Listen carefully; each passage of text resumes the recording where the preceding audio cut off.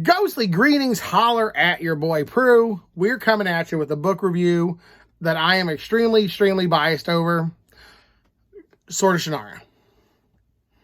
Okay, I want you to know that I made a video about 2 months ago that said I didn't get into this. I had to DNF it. I did the audiobook. The audiobook was just very dull. I couldn't do it. But actually reading it, that I did. That I did fine. I'm very excited I did because this is fucking awesome. All right, let's get into it. You know how I do book reviews, the plot, characters, all that malarkey. So it's very Tolkien-esque. Just a friendly heads up there. The more you like Tolkien, the more you're going to be like, oh shit, this is also very Tolkien. This could be a ripoff of Lord of the Rings.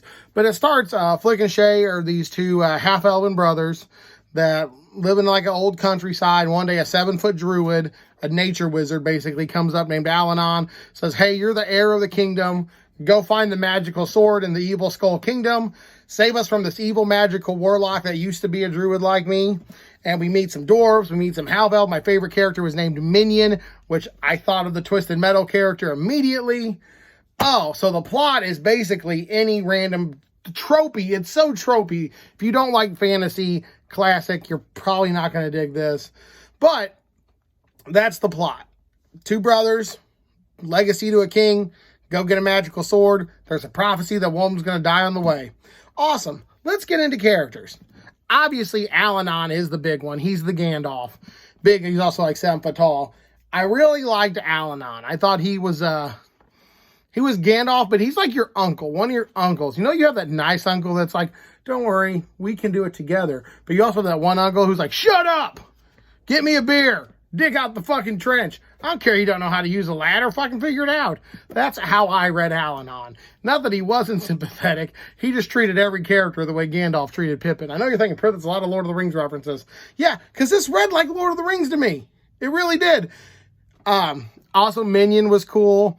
A lot of people are like it's tropey. There's a rock troll that is just awesome because he's a beater. And I personally, when it comes to fantasy, this style stuff, I like to think of myself as like an orc or a dwarf, preferably with a warhammer and a shield. I like to think I'm not a flamboyant, flashy, flips and rolls, stabbing stuff with a thing. But there's a part where Flick is sitting there and he's being attacked, and this giant rock troll just comes up with a massive tree and is just like clunk, clunk, clunk. And I'm like, see, that's about how I play fantasy board games, fantasy video games, and Dungeons and Dragons. So I really related to that simplicity of let's just hit it. So I really like the characters. Okay, now let's talk about pros and cons, and this is where my biasm will take over. Pros and con is the same thing. It's tropey. It's classic fantasy. I love classic fantasy. I love classics. I love classics. I love classic science fiction. I love classic fantasy. I'm okay with tropes. This is literally a chosen one story. Hey, go get a magical MacGuffin and stop an evil bad guy thingy. That's all this is.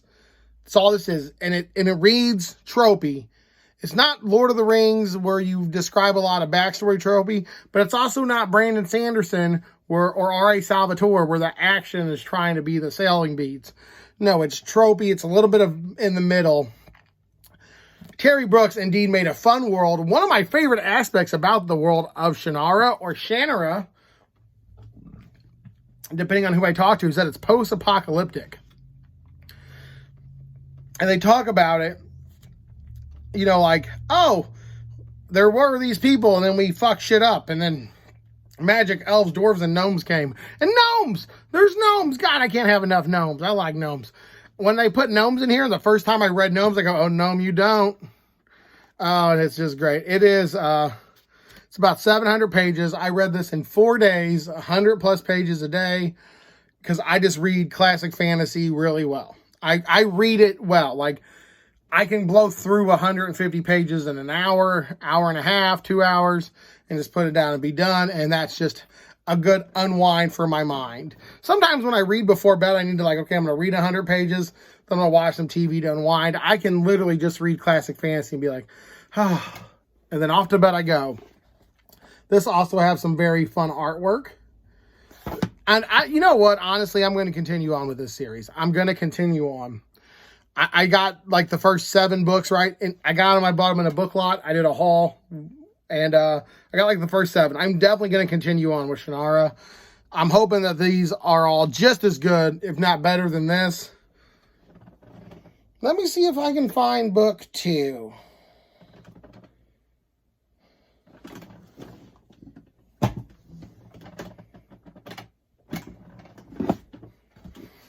Elf Songs of Shannara.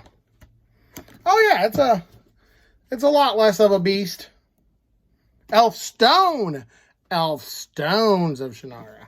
That makes sense, because the magical MacGuffin that Al-Anon gives the half-elven brothers is 3 magical elf stones.